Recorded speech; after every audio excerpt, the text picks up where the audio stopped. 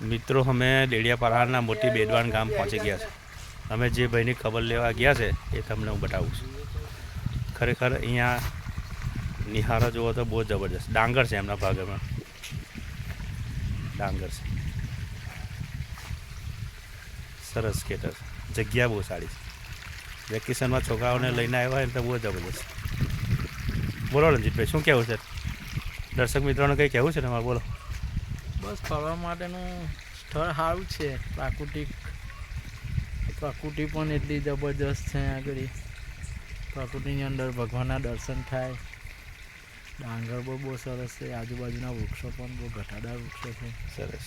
બાજુમાં સુરતની બોર્ડર ઉપર એક ખાડી પણ બહુ મોટી છે. અહીંયા નજીક જ છે. અહીંયા નજીક નાહવાની પણ મજા આવે.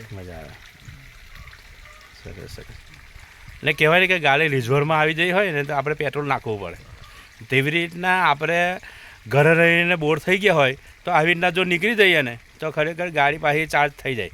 એટલે ખરેખર જિંદગીની અંદર ફરી લેવાનું, મોજ કરી લેવાની. આવા જે ભાઈને અમે ખબર લેવા આવ્યા છે એ ભાઈને હું તમને અત્યારે દર્શન કરાવું.